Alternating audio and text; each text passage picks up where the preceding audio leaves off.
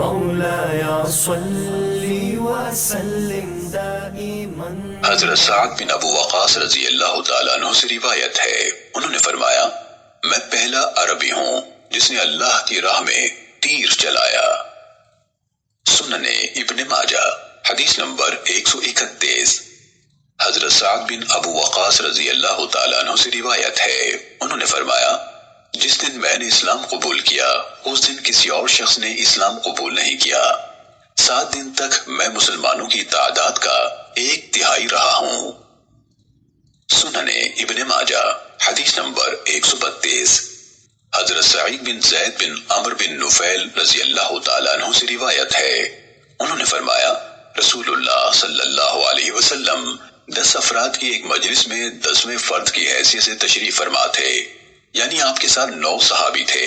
آپ نے فرمایا ابو بکر جنتی ہے، عمر جنتی ہیں، عثمان جنتی ہیں، علی جنتی ہیں، طلحہ جنتی ہیں، زبیر جنتی ہیں، سعد جنتی ہیں، عبد الرحمن جنتی ہیں۔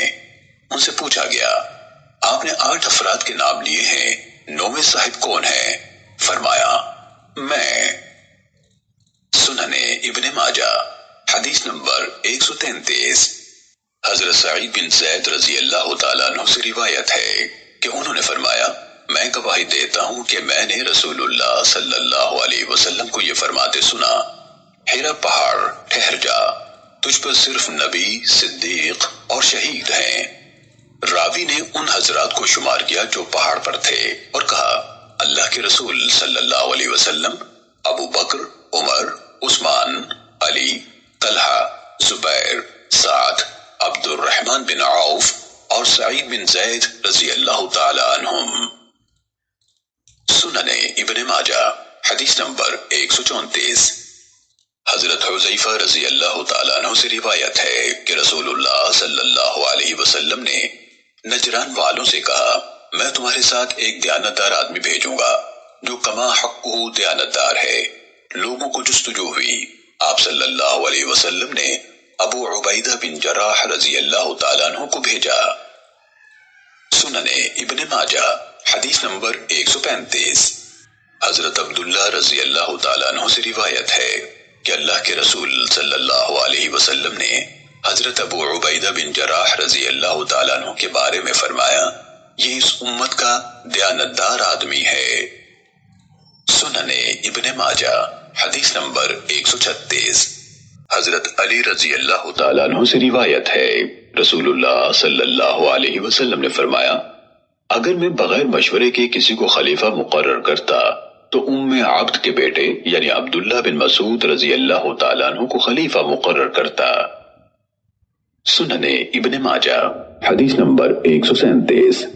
حضرت عبداللہ بن مسعود رضی اللہ تعالیٰ عنہ سے روایت ہے کہ ابو بکر و عمر رضی اللہ تعالیٰ عنہما نے انہیں خوشخبری دی کہ اللہ کے رسول صلی اللہ علیہ وسلم نے فرمایا جو شخص قرآن کو اس طرح تر و تازہ پڑھنا چاہتا ہے جس طرح وہ نازل ہوا اسے چاہیے کہ ابن عبد یعنی عبداللہ بن مسعود رضی اللہ تعالیٰ عنہ کی قرات کے مطابق پڑھے۔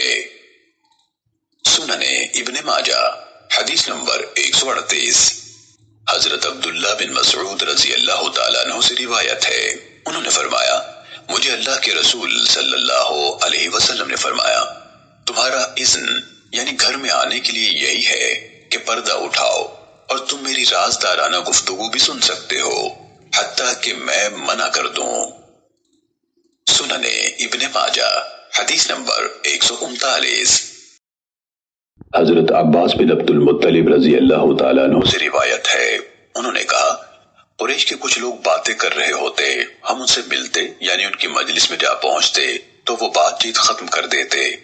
ہم نے یہ بات اللہ کے رسول صلی اللہ علیہ وسلم کو بتائی تو آپ نے فرمایا لوگوں کو کیا ہوا کہ وہ باتیں کر رہے ہوتے ہیں پھر جب میرے گھر والوں میں سے کسی شخص کو دیکھتے ہیں تو بات چیت ختم کر دیتے ہیں۔ اللہ کی قسم کسی آدمی کے دل میں ایمان داخل نہیں ہو سکتا حتیٰ کہ وہ ان سے اللہ کے لیے اور ان سے میری قرابت کا لحاظ رکھتے ہوئے محبت رکھے۔ سنن ابن ماجہ حدیث نمبر 140۔ سید الكونين وثقلين محمد